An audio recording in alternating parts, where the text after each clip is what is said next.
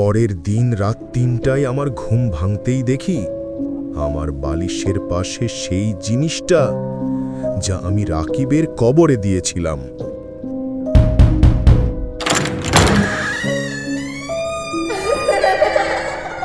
আসসালামু আলাইকুম।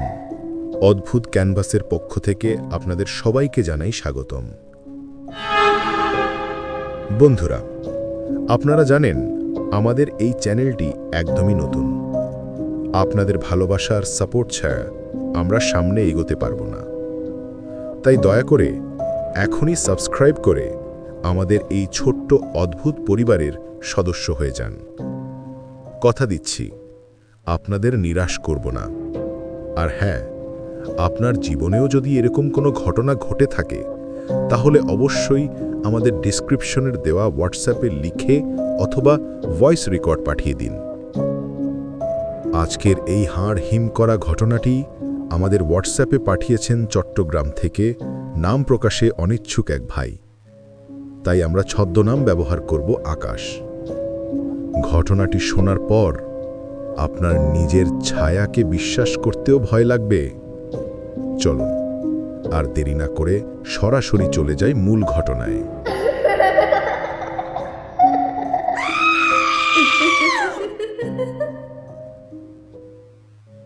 ভাইয়া, আমার নাম আকাশ। আমি চট্টগ্রামের বাইরের এক গ্রামের। ঘটনাটা 2018 সালের ডিসেম্বরের। 14ই ডিসেম্বর রাতে রাকিব চলে গেল। পরদিন জানাজা শেষে যখন কবর খোঁড়া হচ্ছিল তখন এক অদ্ভুত কাণ্ড ঘটল। মাটি খুঁড়তে গিয়ে পচা গন্ধ আর পুরনো হাড়গোড় বেরিয়ে এলো। কবর খোঁড়ার লোকটা বলেছিল, এখানে আগেও কবর ছিল মনে হয়। কিন্তু আমরা শোকের ঘোরে বললাম, যা বেরোয় বেরোক, নতুন কবর খোঁড়ো। সেদিন যদি এই ভুলটা না করতাম।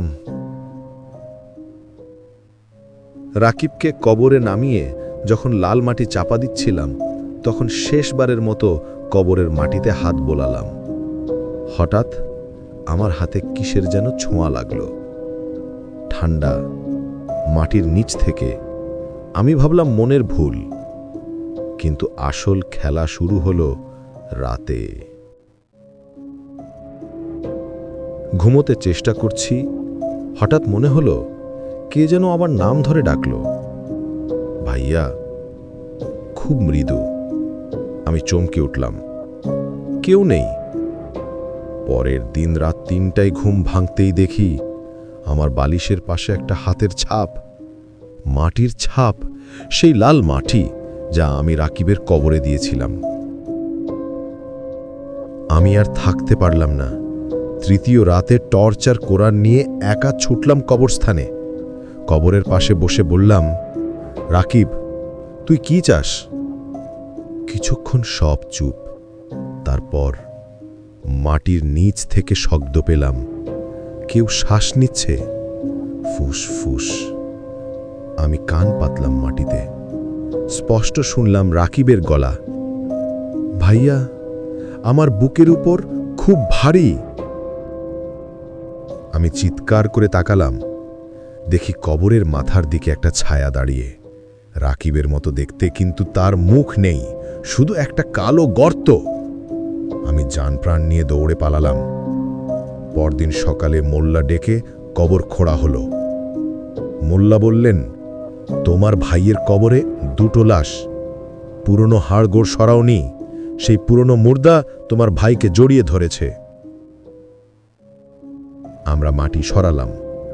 প্রথমে রাকিবের কাফন দেখা গেল, আর তারপর যা দেখলাম, রাকিবের বুকের উপর একটা কঙ্কাল শুয়ে আছে। কঙ্কালটার 2 হাত দিয়ে রাকিবের গলা জড়িয়ে ধরা। কঙ্কালটার মাথাটা রাকিবের মুখের কাছে যেন দাঁত বের করে হাসছে। আমরা আলাদা করে দুজনকে দাফন করলাম। শব্দ আসা বন্ধ হলো।